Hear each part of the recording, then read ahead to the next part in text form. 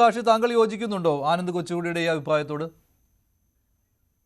ഇത് ഞാൻ തുടക്കത്തിൽ പറഞ്ഞതായിരുന്നു. ഇത് തെരഞ്ഞെടുപ്പിന്റെ ഒരു വിവാദം എന്നുള്ളതിനപ്പുറം വലിയ ഒരു പ്രാധാന്യമില്ല. പക്ഷേ ലീഗലി ഇതൊരു തെറ്റാണ്. തെരഞ്ഞെടുപ്പ് റൂൾ പ്രകാരം ഇതൊരു വലിയ അനീതിയാണ് എന്നുള്ളതിനപ്പുറം ഇത് വോട്ടേഴ്സിനെ, ഈ പണം കിട്ടിയ വോട്ടേഴ്സിനെ സ്വാധീനിക്കുന്നതിനപ്പുറം ശോഭാ സുരേന്ദ്രനുമായി ബന്ധപ്പെട്ട് ഇങ്ങനെ ഒരു വിവാദം ഉണ്ടായാൽ നാളെ പോളിംഗ് ബൂത്തിലേക്ക് പോകുന്ന ശോഭാ സുരേന്ദ്രന് അനുകൂലമായി വോട്ട് കുത്തപ്പെടുന്ന മനുഷ്യരിൽ എന്തെങ്കിലും സ്വാധീനം ഉണ്ടാക്കുന്നുണ്ടോ എന്നുള്ളതാണ്. ഇത് എത്രത്തോളം വിവാദം കത്തിച്ചാലും ആ ഒരു വോട്ടിംഗ് ബാങ്കിനെ, വോട്ടിംഗ് പാറ്റേണിനെ ഇത് സ്വാധീനിക്കില്ല. അത് ബി.ജെ.പിയുടെ രാഷ്ട്രീയം അങ്ങനെയാണ്. ബി.ജെ.പിയുടെ രാഷ്ട്രീയം ഇത്തരം കാര്യങ്ങളിലൂടെ മുന്നോട്ട് പോകുന്ന ഒരു രാഷ്ട്രീയമല്ല. ശോഭാ സുരേന്ദ്രനെ പോലെയുള്ള ഒരു പൊളിറ്റിക്കൽ ഫിഗറിന് ആ രീതിയിൽ വോട്ട് നെഗറ്റീവായി മാറാനും സാധ്യതയില്ലാത്ത ഒരു കാര്യമാണിത്. മാധ്യമങ്ങൾ ആ ഒരു വാർത്തക്കുള്ള ഒരു സാധ്യത എന്നതിനപ്പുറം വോട്ടിങ്ങിനെ ഇത് ബാധിക്കുന്നില്ല എന്നുള്ളതാണ് എന്റെ വ്യക്തിപരമായ അഭിപ്രായം. പരിധി വിട്ട ഒരു ചർച്ചയ്ക്കുള്ള ഒരു തലം ഇതിൽ ഇല്ല എന്നുള്ളതാണ്. നേരത്തെ നിങ്ങൾ ചോദിച്ചിരുന്നു, ഞാൻ ആഗ്രഹിക്കുന്നത് തെരഞ്ഞെടുപ്പ് നാളെ നടക്കാൻ പോകുമ്പോൾ തെരഞ്ഞെടുപ്പ് എങ്ങോട്ടേക്ക് തിരിയും എന്നുള്ളതാണ്. തെരഞ്ഞെടുപ്പ് നേരത്തെ ചോദിച്ചതിൽ ടൈറ്റ് ഫൈറ്റ് എന്നുള്ള നിരവധി ചാനലുകൾ വന്ന സർവേകളോട് വ്യക്തിപരമായി ഞാൻ യോജിക്കുന്നില്ല. ഞാൻ 10-17 തെരഞ്ഞെടുപ്പുകളിൽ വലിയ രീതിയിൽ പ്രഡിക്ഷൻ നടത്തിയിട്ടുണ്ടായിരുന്നു. ആ രീതിയിൽ എന്നെ പരിചയപ്പെട്ടിട്ടുണ്ടായിരുന്നു. ആ അർത്ഥത്തിൽ ഞാൻ പറയുന്നു, നിലവിൽ നടന്ന ഈ ഗ്രൗണ്ട് കണ്ടപ്പോൾ, പൊളിറ്റിക്കൽ ഗ്രൗണ്ട് നമുക്ക് മനസ്സിലാക്കാൻ കഴിയുന്നത് ടൈറ്റ് ഫൈറ്റിലേക്കുള്ള ഒരു സാഹചര്യമില്ല. CPM ചരിത്രത്തിലില്ലാത്ത ഇടതുപക്ഷത്തെ, ഇടതു രാഷ്ട്രീയത്തെ വലിയ രീതിയിൽ ഒരു പ്രതിരോധത്തിലാക്കുന്ന തെരഞ്ഞെടുപ്പായി മാറാൻ പോകുന്ന ഒരു തെരഞ്ഞെടുപ്പാണ് ഇത് എന്നുള്ളതാണ്. അതിൽ പ്രധാനപ്പെട്ട കാര്യം, നമ്മൾ എപ്പോഴും തെരഞ്ഞെടുപ്പിന്റെ വോട്ടിങ്ങിനെ നമ്മൾ പരിശോധിക്കുമ്പോൾ സ്വിംഗ് വോട്ടേഴ്സ് ആണ് നമ്മളെ സംബന്ധിച്ചിടത്തോളം പ്രധാനപ്പെട്ടത്. സ്വിംഗ് വോട്ടേഴ്സിനെ നമ്മൾ സാമുദായികമായി നമ്മൾ പരിശോധിക്കുകയാണെങ്കിൽ കേരളത്തിലെ പല കാരണങ്ങൾ കൊണ്ട് BJP വിരുദ്ധ രാഷ്ട്രീയം ആവശ്യത്തിനും അനാവശ്യത്തിനും ചർച്ചയാക്കപ്പെടുന്ന കേരളത്തിൽ ഈ മുസ്ലിം കമ്മ്യൂണിറ്റിയിൽ നിന്നുണ്ടാകുന്ന വോട്ടിന്റെ സ്വിംഗ് തെരഞ്ഞെടുപ്പിനെ വലിയ രീതിയിൽ സ്വാധീനിക്കും. അതേപോലെ തന്നെ ക്രിസ്ത്യൻ കമ്മ്യൂണിറ്റിയിൽ നിന്നുള്ള ഈ രണ്ട് വോട്ട് ബാങ്കിനോടൊപ്പം തന്നെ ഈഴവ കമ്മ്യൂണിറ്റിയിൽ നിന്ന് CPM-ൽ നിന്ന് BJP പിടിക്കുന്ന വോട്ടും കൂടി വരുമ്പോൾ ഇടതുപക്ഷത്തിന്റെ വോട്ട് വലിയ രീതിയിൽ, വോട്ട് ഗ്രാഫിൽ വലിയ രീതിയിലുള്ള കുറവിനുള്ള എല്ലാ സാധ്യതയുമാണ് ഈ തെരഞ്ഞെടുപ്പുമായി ബന്ധപ്പെട്ട് പ്രാഥമികമായി എനിക്ക് പറയാനുള്ളത്. അതായത് VD സതീശൻ പറയുന്ന രീതിയിലേക്ക് കാര്യങ്ങൾ പോകുമെന്നാണോ?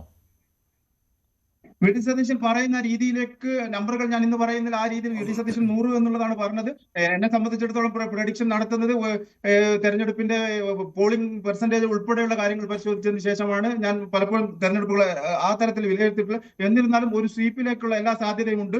ഈ സ്വിംഗ് വോട്ടേഴ്സിനെ നമ്മൾ എടുത്തു കഴിഞ്ഞാൽ, സ്വിംഗ് വോട്ടേഴ്സിനെ സാമുദായികമായി നമ്മൾ ഫിൽട്ടർ ചെയ്ത് കഴിഞ്ഞാൽ ഈ ന്യൂനപക്ഷ വോട്ടിൽ നിന്നുണ്ടാകുന്ന സ്വിംഗ് വലിയ രീതിയിൽ ഇടതുപക്ഷത്തെ സ്വാധീനിക്കും. ഇപ്പോ ഈ തെരഞ്ഞെടുപ്പിന്റെ ഒരു ഒഴുക്ക് എന്ന് പറയുന്നത് കേവലം 1-2 മാസമല്ല. ഈ രണ്ടാം പിണറായി സർക്കാരിനെ സംബന്ധിച്ചിടത്തോളം അതിന് തുടക്കകാലം തൊട്ട് തന്നെ അത് പ്രതിരോധത്തിലായിരുന്നു. അത് നമുക്ക് മനസ്സിലാക്കാൻ കഴിയുന്നത് ബൈ ഇലക്ഷൻസ് ആയിരുന്നു. രണ്ടാം പിണറായി സർക്കാരിന്റെ കാലത്ത് നടന്ന, എന്റെ ഓർമ്മ ശരിയാണെങ്കിൽ 5 ബൈ ഇലക്ഷൻസ്, ഒന്നാം പിണറായി സർക്കാരിന്റെ കാലത്ത് നടന്ന ബൈ ഇലക്ഷൻസ്. ഇത് രണ്ടിന്റെയും ഗ്രാഫ് എടുത്തു കഴിഞ്ഞാൽ ഇടതുപക്ഷത്തിന്റെ വോട്ട് വലിയ രീതിയിൽ കുറയുകയാണ്.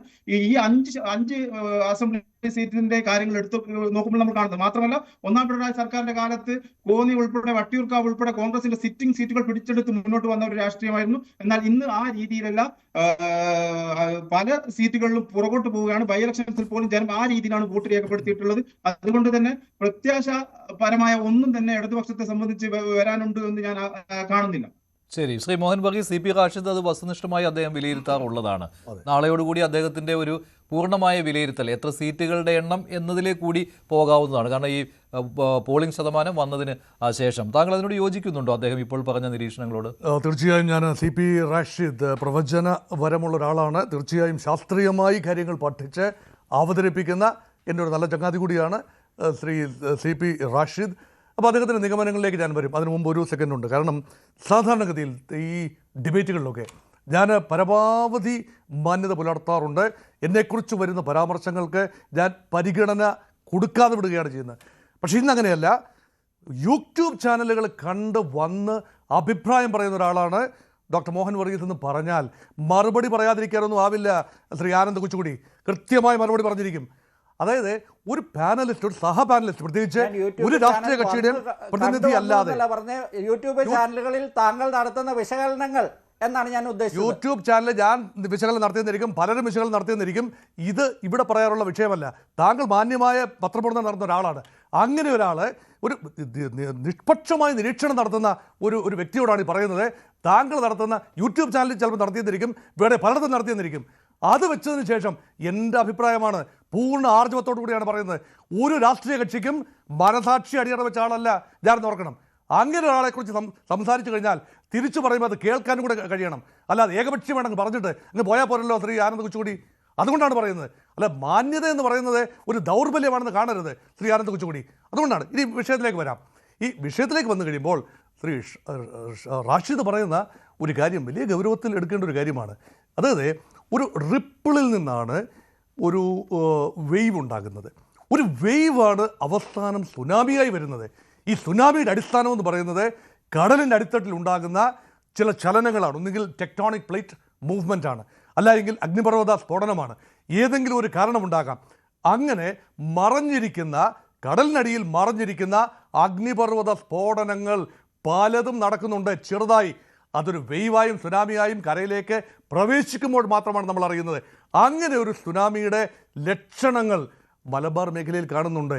അത് പ്രകടമായി ഉപരിതലത്തിൽ ആ സുനാമി ദൃശ്യമല്ല. പക്ഷേ തെരഞ്ഞെടുപ്പിൽ ഒരുപക്ഷെ അങ്ങനെ ഉണ്ടാകാം. വി ഡി സതീശൻ പറഞ്ഞ 100-നെ അധികരിച്ച് അഭിപ്രായം പറഞ്ഞാൽ ഞാൻ ആളല്ല.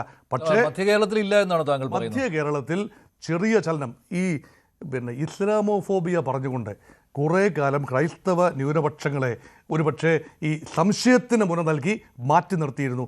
അതിൽ LDF-ഉം UDF-ഉം ഒക്കെ പല സമയങ്ങളിലും വിജയിച്ചിട്ടുണ്ട്. പക്ഷേ ഇന്ന് ഇസ്ലാമോഫോബിയ കേരളത്തിൽ വലിയൊരു വിഷയമല്ല, ചെറിയ വിഷയമാകും. അതൊരു പക്ഷേ ചെറിയ രീതിയിൽ BJP ഉപയോഗിക്കുന്നുണ്ടാവാം. പക്ഷേ യഥാർത്ഥത്തിൽ മലബാർ മേഖലയിൽ മുസ്ലിം സമുദായത്തിൻ്റെ ഒരു വൻ പിന്തുണ UDF-ന് ലഭിക്കുന്നുണ്ട്. ഇടതുപക്ഷത്തിൻ്റെ ശക്തി കേന്ദ്രങ്ങൾ, കോഴിക്കോട് ജില്ലയിലെ ശക്തി കേന്ദ്രങ്ങൾ, പാലക്കാട് ചില കേന്ദ്രങ്ങൾ, കണ്ണൂരെ ചില കേന്ദ്രങ്ങൾ, ഇതെല്ലാം വലിയ തോതിൽ UDF പക്ഷത്തേക്ക് വരാനുള്ള സാധ്യത തള്ളിക്കളയാനാവില്ല. അതിൻ്റെ സ്പൈറലിംഗ് ഇഫക്റ്റ് തെക്കോട്ടും മധ്യ കേരളത്തിലും തെക്കോട്ടും ഉണ്ടായാൽ ഇത് കമ്മ്യൂണിറ്റി ബേസ്ഡ് വോട്ടിങ്ങിനെ മാത്രം വെച്ചുകൊണ്ട് വിലയിരുത്തുന്നതല്ല, ഒരു മനസ്സിൻ്റെ ഒരു രൂപീകരണമാണ്. അത് ഒരു തള്ളിക്കളയാനാവില്ല. ക്രിസ്ത്യൻ വോട്ടും ഇപ്രാവശ്യം തീർച്ചയായും UDF-ലേക്ക് പ്രധാനമായും സ്വാംശീകരിക്കും എന്ന് എത്രയോ ആവർത്തി പറഞ്ഞിട്ടുള്ളൊരു കാര്യമാണ്. ഞാൻ തന്നെ പറഞ്ഞിട്ടുള്ള ഒരു കാര്യമാണ്. അത് വീണ്ടും പറയുന്നു. ഇവിടെ LDF അനുകൂലമോ UDF അനുകൂലമോ BJP അനുകൂലമോ എന്നല്ല.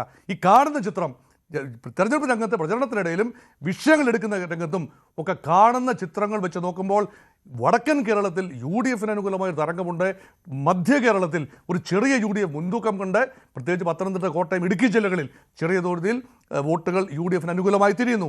തെക്കൻ കേരളത്തിൽ പഴയ സ്ഥിതി തുടരാനാണ് സാധ്യത, with light improvement for the UDF. ഇതാണ് ഞാൻ കാണുന്ന ചിത്രം. അതിന് ഇപ്പോഴത്തെ നിലയിൽ, തെരഞ്ഞെടുപ്പിന് തൊട്ട് മുൻപുള്ള നിലയിൽ വോട്ടിംഗ് ശതമാനം കണ്ടാൽ മാത്രമേ യഥാർത്ഥത്തിൽ എങ്ങനെയാണ് ഓരോ മേഖല പ്രതികരിച്ചതെന്നൊരു സൂചന കിട്ടൂ. അത് റാഷിദ് പറഞ്ഞത് കറക്റ്റാണ്. കൂടുതൽ വാർത്തകൾക്ക് news 18 Keralam YouTube channel subscribe ചെയ്യുക.